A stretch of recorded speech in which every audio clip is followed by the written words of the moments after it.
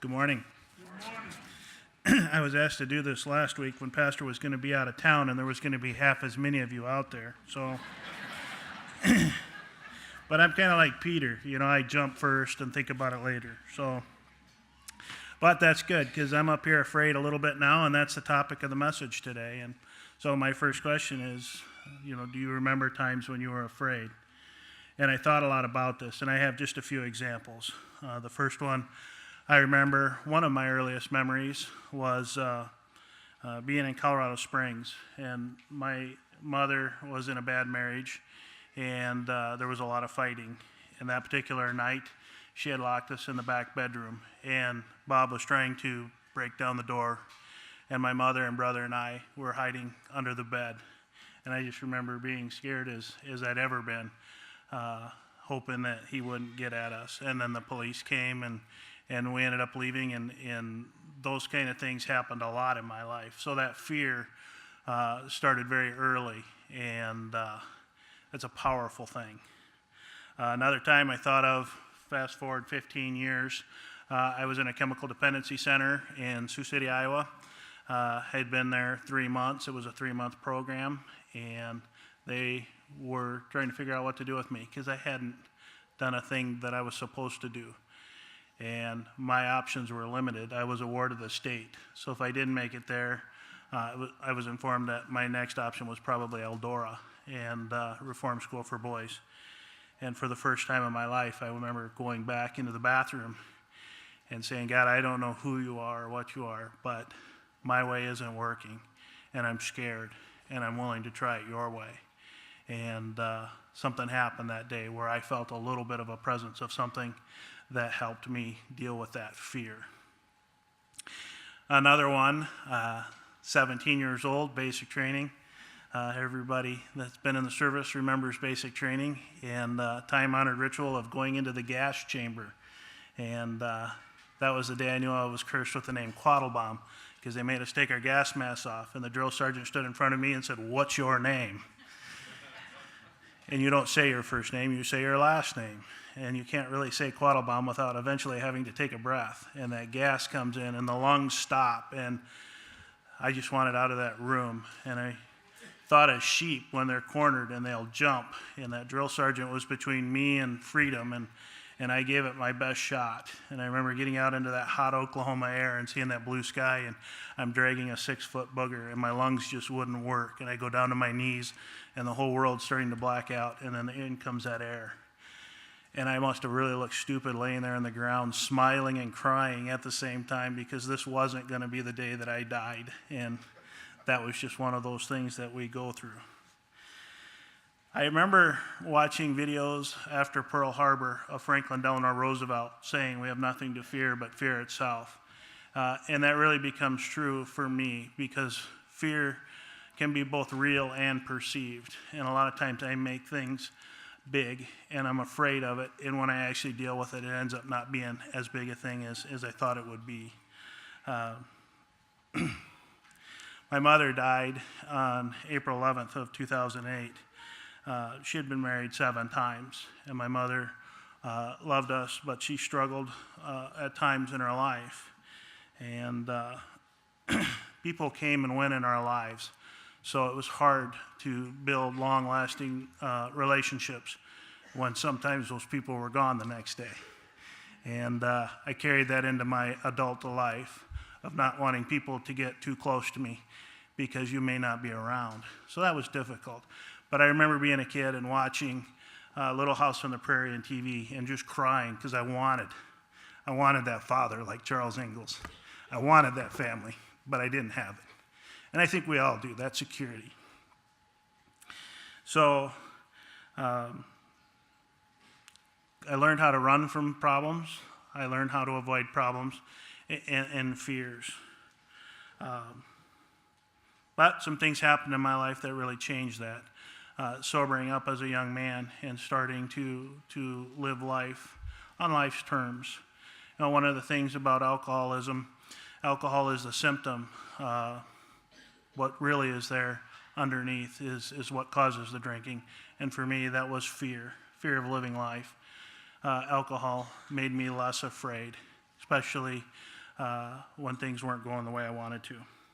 So I sobered up and I started to be honest with myself and those around me, and some things happened. Getting Christ in my life was a slow, gradual process. But God gave me 2 daughters, and that radically changed the way that I saw things, especially women and other people. And then God gave me, of course, Theon before that. We just celebrated our 25th anniversary on April 3rd, and that was a big milestone for us.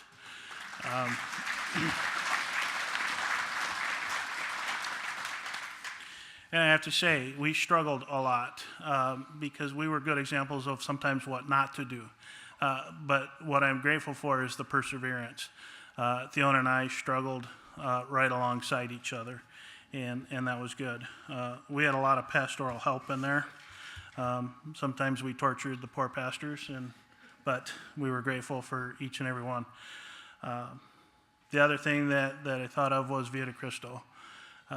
At the time that I went, Theon and I didn't know if we were going to stay married, and we took a time out. And one of the neat things that happened was we stopped trying to change each other, and we worked on our personal relationship with Christ. And the closer we got to Christ, the closer we got to each other. And that still is the truth today, that when we get sideways with each other, we're usually getting further away from God. So the other thing that Via de Cristo gave me was a sense of family. When I was there and I saw family members, a father and a son, praying together, I was really sad and I was really jealous because I knew that I would never have that. And I think God was smiling at me because since that happened, a lot of my family has gone through 2 brother-in-laws, 2 sister-in-laws, my mother-in-law, my father-in-law, my stepmother-in-law, and one of my brothers. And so I have more family that have gone through than a lot of people do. And I've got to do Brothers in Blue, which is Via de Cristo in the prison, with my brother-in-law and his father-in-law. And that's really neat. So that family that I always longed for and didn't think I would ever have ended up being right in front of me the whole time. And it's you guys. And that's when I come here on Sunday. I feel so grateful because I'm surrounded by family. And that helps me to face fears. You guys help me raise my kids. And I get to help raise yours. I said the other day, I know I'm getting old because I taught Sunday school to 2 kids who are doctors now. And I don't know when that happened, but... So God gave me you guys and that Christian family, family of believers. And you guys have helped teach me how to be a father and a husband and a member of the community. And one of the things that I didn't write down, but I was really thinking about, was when I first got here, I didn't like people. I only looked at people in terms of what people could do for me, and that was it. I didn't want to see you. I didn't want to deal with you. I was angry and resentful, and I carried that into my life, and that angry scowl. Now my kids get embarrassed because if we go places, I talk to strangers for no reason at all, especially at the hotel. I want to know where they're from. I want to know things, and I enjoy that. And you guys did that for me, that healing. So I remember going into a new church and not feeling welcomed, and how scary that was. So I try to be one of those people that when you come into a church, if I don't know you, I want to know you, and I want to get to hear about you. And the bad side is I have a bad time remembering names, so I have to ask you your name. So if you've told me your name 5 times and I ask you again, please give me a little bit of grace. Cause don't worry about it, Harry. Thank you. So the 3 big tools here that I guess I want to take away of how I get courage from Christ is prayer. You know, if David can slay Goliath with a little tiny stone, just imagine what we can do with a little bit of prayer. So the 3 things that I want to take away: we pray for God's presence in our lives. For me, most of the time that's daily, but sometimes that's minute by minute, and I have to keep doing that.